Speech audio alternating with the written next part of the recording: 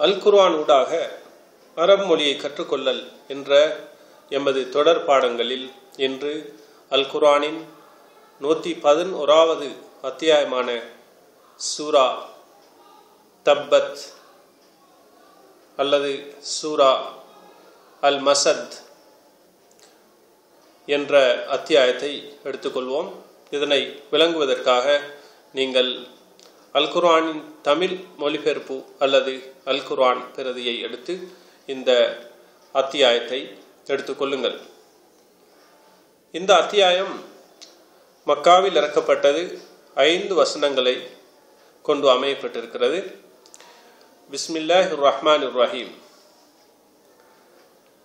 தப்பத் என்றால் நாசமடைந்து விட்டது என்பது பொருள்.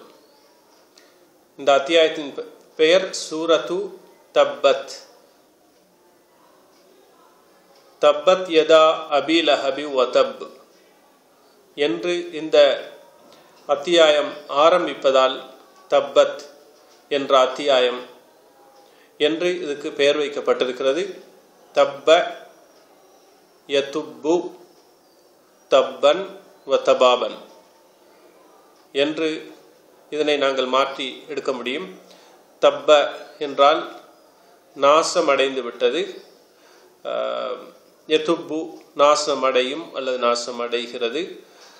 தப்பன் நாசமடைதல், தபாப் நாசமடைதல், இவ்வாறு பல மஸ்தர்கள் பல வினையடிகள் இந்த வினை சொல்லுக்கு இருக்கிறது.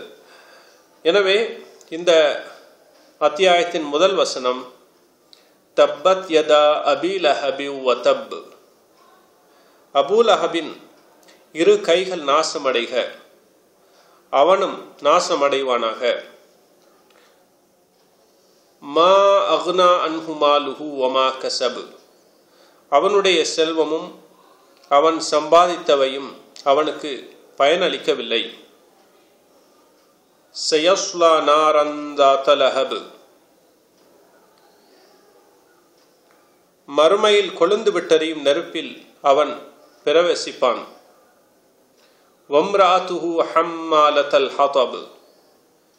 விறகு சுமப்பவளான அவனுடைய மனைவியும் அந்நரகில் நுழைவாள். ஃபீ ஜீதிஹா ஹப்லும் மின் மஸத்.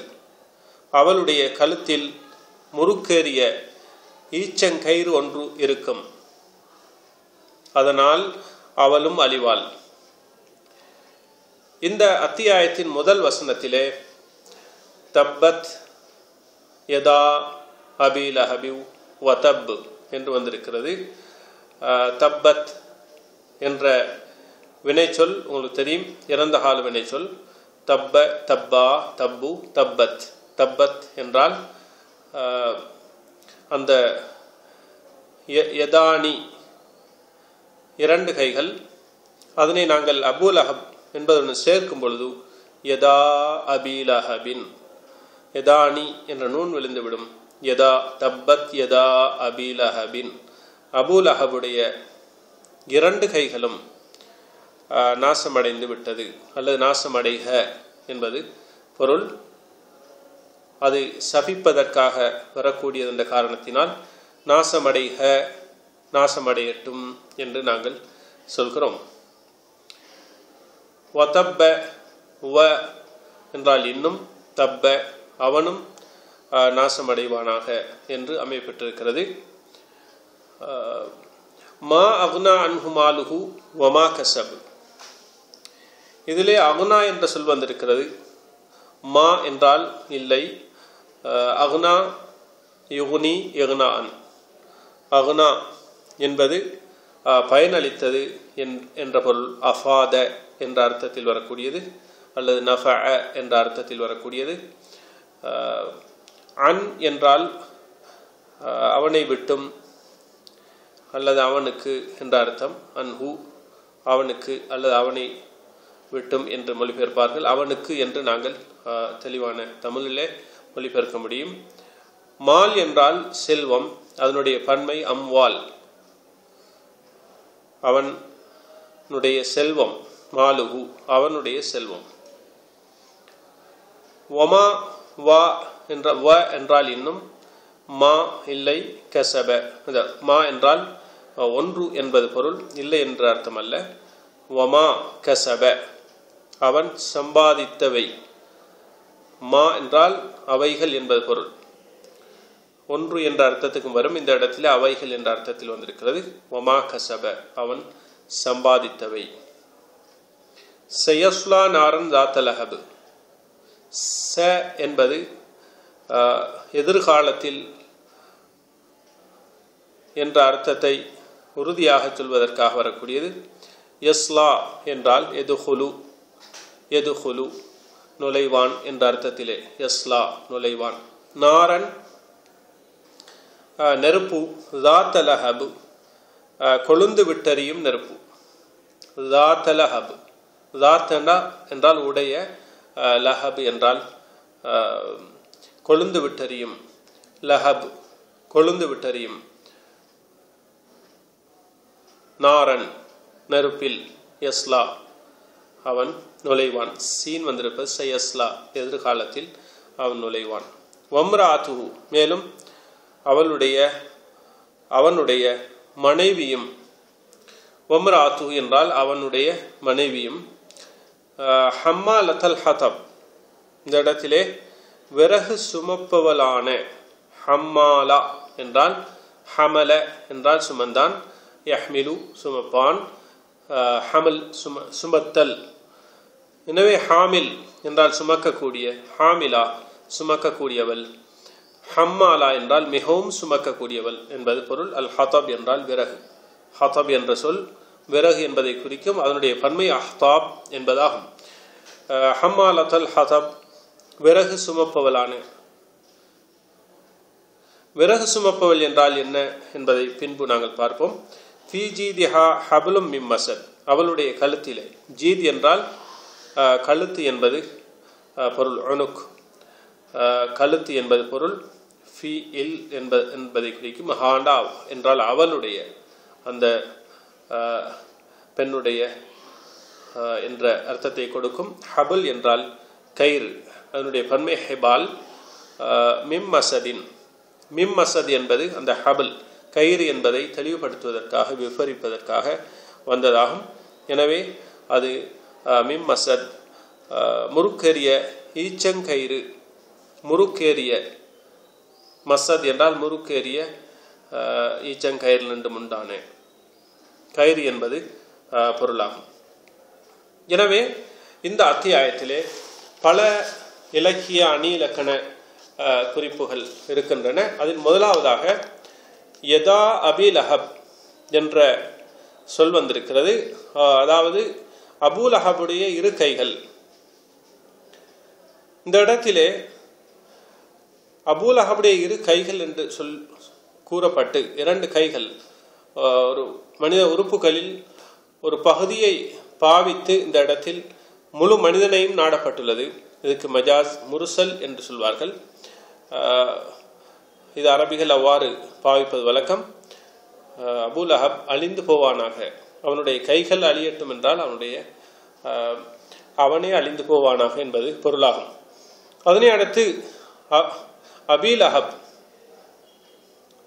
நாரன் தாத்த லஹப் என்ற இரண்டு பகுதிகள். இந்த வசனங்களை ஓதிக்கொண்டு போகும் பொழுது அபி லஹப் என்று முதல் வசனத்திலும் பின்பு மூன்றாவது வசனத்திலே நாரன் தாத்த லஹப் என்று வந்திருக்கிறது. இது ஓதுவதற்கு மிக அருமையாக இருக்கிறது. அபி லஹப் என்பது நபியாவுடைய அந்த சாச்சாவுடைய சைக்கினை பேர், குன்யா என்று சொல்வார்கள். இரண்டாவதாக தாத்த லஹப் என்று வந்திருப்பது நரக நெருப்பை வர்ணித்து, அதாவது கொழுந்து விட்டறியக்கூடிய அல்லது ஜுவாலை விட்டறியக்கூடிய நெருப்பு என்பது பொருள். எனவே முதலாவது அபி லஹப் என்பது சைக்னை பெயர், இரண்டாவதாக தாத்த லஹப் என்பது நெருப்பை வர்ணிப்பதற்காக வந்ததாகும். என்றாலும் இவ்விரண்டு கிடையில் ஒரு இனத்திலே அந்த சொல் வந்திருக்கிறது. இது அல் குர்ஆனுடைய வசனங்களுக்கு அழகை கொடுப்பதாக அபி லஹப் தாத்த லஹப் என்று அமையப்பெற்றிருக்கிறது. அதனை அடுத்து அபி லஹப் என்று இந்த இடத்தில் சொல்லப்பட்டிருப்பதானது அபூ ஜஹலை போன்று அபு லஹபையும் இந்த இடத்தில் அல்லாஹு தாலா பிரபல்யப்படுத்துவதற்காக சொல்லியிருக்கிறான், கண்ணியப்படுத்துவதற்காக இந்த குன்யத் சொல்லப்படவில்லை. அதாவது குன்யத் என்ற அபி லஹப் என்று இந்த இடத்தில் கூறியிருப்பது அவருடைய சொந்த பெயர் இருந்தும் கூட அபி லஹப் என்று சொல்லப்பட்டிருப்பது இது சிறுமைப்படுத்துவதற்காக, இழிவுபடுத்துவதற்காகத்தான் சொல்லப்பட்டிருக்கிறது. அபூ ஜஹல் என்று சொல்லப்பட்டிருப்பது மடமையின் தந்தை என்று சொல்லப்பட்டிருப்பதை போன்று இவரையும் சிறுமைப்படுத்துவதற்காக, இழிவுபடுத்துவதற்காக சொல்லப்பட்டிருக்கிறது. அதனை அடுத்து ஹம்மாலத்தல் ஹதப் என்பது இது ஒரு அருமையான, ஒரு நுணுக்கமான, ஒரு அழகான, ஒரு இரவல் எடுத்து பாவிக்கக்கூடிய ஒரு முறை. விறகு சுமக்கக்கூடியவள், சுமப்பவள் என்று வந்திருக்கிறது. இது கோல் சொல்வதற்கு இரவல் எடுத்த ஒரு சொல்லாகும். அதாவது அவள் கோல் சொல்லக்கூடியவள் என்பதற்கு இந்த இடத்திலே ஹம்மாலத்தல் ஹதப், விறகு சுமப்பவள் என்று சொல்லப்பட்டிருக்கிறது. இது அரபிகளிடத்திலே பாவனையில் இருந்த ஒரு முறையாகும்.